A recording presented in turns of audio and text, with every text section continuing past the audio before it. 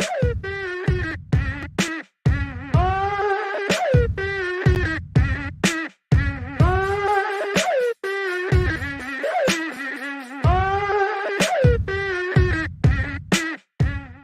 what's up, guys? What's going on? Thank you for checking out the fellow KGB channel. We're going to be going over my waiver wire watch list for the week 10 of the fantasy basketball schedule. So I'm going to hop right into a screen share. I'm going to be using ESPN's data, just looking at basically averages and percent rostership, and we'll throw out what I do is I create a watch list of 30 players, and hopefully one of these guys is available to help you out this week. But I'm just trying to kind of wide net it. So I do have it filtered by the last 7 days, as you can see there. Let me just zoom in maybe one more. Can we do two more? There we go. So I have it filtered here by fantasy points per game over the last 7 days, some of the top ads. Now, I know Derek White and the Spurs, a lot of the Spurs people probably got dropped this week, like Derek White, Jacob Poeltl. But Derek White, he had a monster game the other night here against Charlotte. 27 minutes, 25 points, and he's trending upwards. So just keep an eye on him. He's less than 25% owned, and again, I think it's just that one game that got scored in the last 7 days, but a big 45 points per game. Now, my waiver wire ad of the week is going to be Terrance Ross, and Terrance Ross, he's kind of up there. He's probably owned in most leagues, but maybe a 12-man league, maybe available 58.4%. Maybe a 10-man league he might be available. But he's under 60% owned, and then just in the last 7 days, he's averaging 41 points per game. You just see the massive – he's been really hot the last week and a half or so. You see the minutes are fantastic. He's getting starter minutes now, and he's been scoring the ball, finally hitting his stride here in the scoring department. So a really good shooter, pitching in with the rebounds, the assists. Somewhat active on the defense with the steals and the block. So we love Terrance Ross, over 40 points per game his last 7 days. Another guy here is Sean Tate. Now, I know Houston's been kind of, they've been dinged up, so he's kind of spotty sometimes, but his minutes have actually been starting to solidify here. I don't know what happened on the 19th. I don't know why he missed. That game was postponed. That's why. So the last 2 games, though, 33 minutes and 40 minutes, 19 and 18 points, 6 rebounds, 4 assists, and pretty productive with the steals. So this is a young, productive player. He's about 20% owned, and just in the last 7 days, he's averaging 38 fantasy points per game. So this is a guy Terrance Ross is probably going to be owned, but Sean Tate, he's definitely a guy that to check out there. Now, I covered, with the Spurs, guys like Keldon Johnson, Derek White, Jacob Poeltl, if any of these guys get dropped, I think they should be safe to resume at some point next week. So we'll just have to monitor our San Antonio Spurs players. But Poeltl's been pretty good before they got shut down. I know LaMarcus Aldridge is probably coming back at some point soon too, but just keep an eye on those Spurs. We have another Houston player here, and let's just take a look at David Nawapa real quick. His last 2 games, I know Houston's been kind of hit with the injury bug, and now they had some postponements for the weather. But David Nawapa, really productive player when he gets a lot of minutes, and he's going to probably settle somewhere in this mid-20s, maybe upper 20s for minutes. But he's a scoring threat. He's a double-double threat with the rebounds. You see back-to-back rebound games here, 27 points and 43 and a quarter. So Nawapa, definitely interesting. He's less than 2% owned. So if you need a guy to just maybe fill on the end of your bench and just kind of see what he's doing, Eric Gordon and I believe Oladipo have been injured, even PJ Tucker. So Houston's been kind of stretched with their depth and just trying to figure some things out. So we got a couple other guys here that are going to make the list of my favorite ads, and one of them is going to be Cam Reddish. Now, I skipped one of the guys, but Cam Reddish, we know DeAndre Hunter might be out for the season. I don't know how long he's going to be out for, but this was one of the guys I was watching because he was getting starter minutes. He is a starter for the Atlanta Hawks, and he's finally starting to get some consistency here with the scoring. He's productive on the rebounds, very productive in the steals as well. So he's getting hot at the right moment right now. His last 4 games, 25, 28, 31, almost 32 points. So here's a really hot player.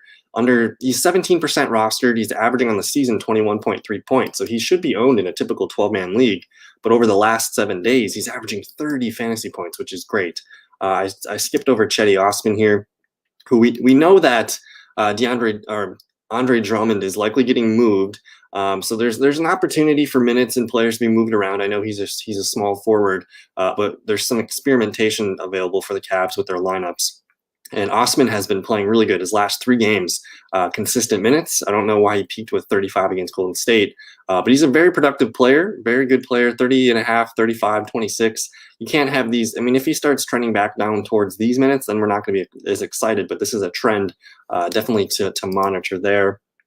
Marcus Morris Sr. for the Clippers. Now, the Clippers have been hit with Paul George and Kawhi, Batum, a lot of injuries over there, but this is a player here who's been hot for them the last 5 games. You see 27, almost 14, 39, 39, and 30 and a half here. So Marcus Morris, not sure he's the long hold, but maybe you just kind of ride the hot wave that he's got going with the Clippers. Jay Crowder. Now he's a pretty consistent guy. Like, he has a really high floor. You just look at his output the last few games here, 16, 17 points. That's a bad game for him. And he's going to trade those off with some low 30s numbers. So not a super exciting ad. Like, he'll probably disappoint you 1 or 2 games maybe throughout the week, but he's going to reward you with a lot of these 30-point games. So I like Jay Crowder quite a bit, about 31% owned here. You got, I skipped Patrick Beverley. Beverley was missing for a little bit. He's finally getting back. So he missed a good chunk of time here. I can't remember what that injury was. But he's been pretty productive his last 3 games, 24 points, 26 and a half, 35 and a half. Not an elite scorer, but he's peaking up here in a little bit. And he's gonna chip in the rebounds, assists, and steals and blocks. He's a really good defender. So I do like Patrick Beverley quite a bit, under 13% owned, 21 points on the season. But as of right now, the last 7 days, almost 29 fantasy points per game here. So that's really nice to see. You got Hassan Whiteside here. Now, Whiteside went off the other day. Rashawn Holmes has been injured and been missing games, and Whiteside went off for 26 and 16.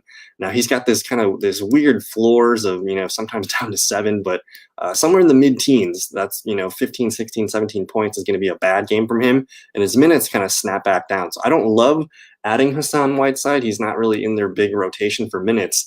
But if Rashawn Holmes is going to miss a game, that Whiteside's going to be the biggest benefactor there. Again, you see the 24 minutes, 26 points, and 16 rebounds. So something to keep an eye on there in Sacramento. Now we got 2 Indiana Pacers here. Justin Holiday is one of the more consistent players you can find on the waiver wire. He's 40% owned, almost 23 points per game. And he's not going to wow you, but I love the minutes. He's starting minutes here. Good chance at double digits for scoring. He's a really good rebounder, solid with the assists, always gets a steal pretty much per game here. So a really safe player here that you can add and just hold on to.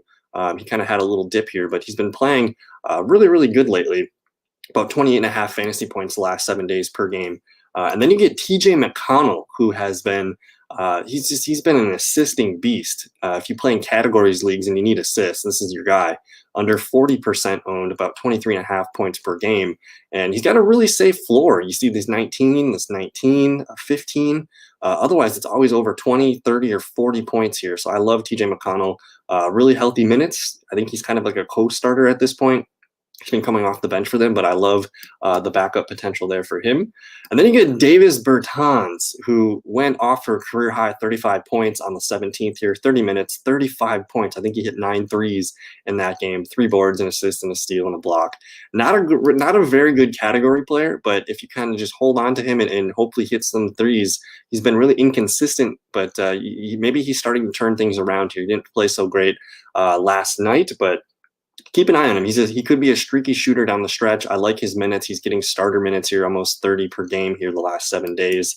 So keep an eye on Bertons. He could be one of those guys that just gets hot and goes on a run. Now, Ricky Rubio, he is probably owned in most leagues. We know D'Angelo Russell is going to be out for a while here, maybe 2 or 3 weeks at the most, but 60%, less than 60% owned for Ricky Rubio. It's not going to be an exciting play, but I think most people probably hopped on this already, so I'm not going to cover it too much. But if Rubio is available, that's a pretty safe ad as long as Russell is out. And now we're getting to the back half of the waiver wire watch list. You got guys like Darius Basley here, who's been we've talked him up on the show quite a bit. He didn't have a great game the other night against Milwaukee. But he gets starter minutes every now and then. You see some 40s in here, some low 30s, mid 30s, and he's somewhat inconsistent. He gets into these teens, but on the most part here, you're getting a pretty productive player. If he gets 3 or 4 games in a week, you're looking at maybe 70 to 80 plus points. So you like to see that, almost 25 points per game on the season, and then just in the last 7 days, he's been averaging about 28. So you like that. Derrick Jones Jr., Portland Trailblazers. Now, the Blazers are continuing to be without CJ McCollum, who I think might be back after the All-Star break. That makes sense to me for them to hold him out for that. But Derrick Jones Jr. and Gary Trent Jr. have been the biggest benefactors of the McCollum injury. And he's a streaky shooter, but he's going to chip in on the rebounds. Pretty good defender, too, with the blocks. So you like to see those.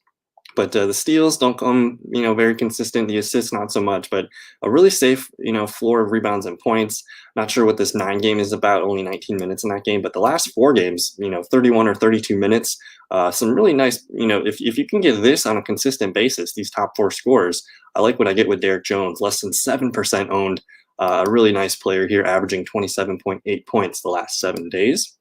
Next, we'll get Sadiq Bay, rookie for the Detroit Pistons. He's been on a really good bump here. It sounds like they're getting rid of Blake Griffin, so they're going to continue to play their rookies. And you see 32 minutes, and 38 minutes his last 3 games. So there's an effort to get him on the floor. His scoring has become very consistent over the last couple weeks.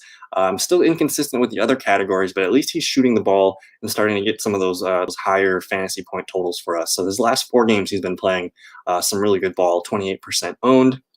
And then we're moving on to another rookie here, Robert Williams III. He's averaging almost 20 points per game on the year, under 8% owned.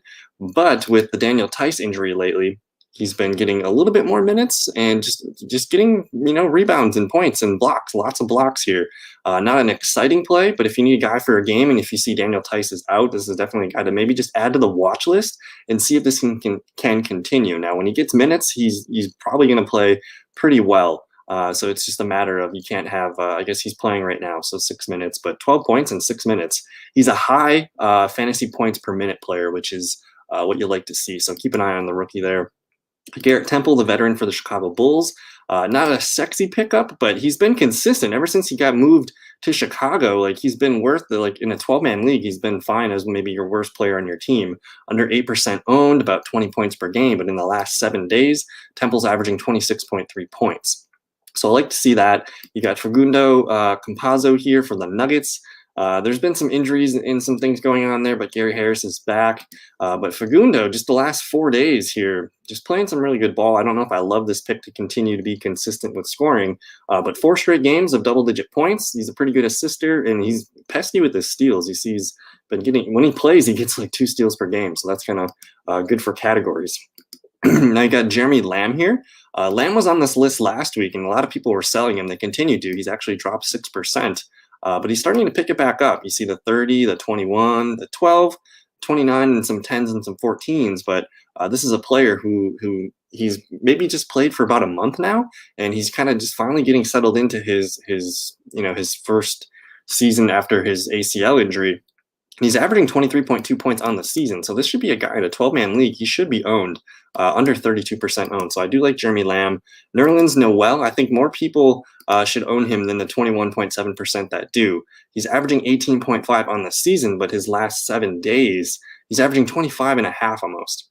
And we know Mitchell Robinson's going to be out for a while with that fractured hand. But you see here, 5 straight games here of over basically 19.5, almost 5 straight games over 20 points. So this is probably a consistent play. You like his minutes here, 20 or 30, 27, and 32.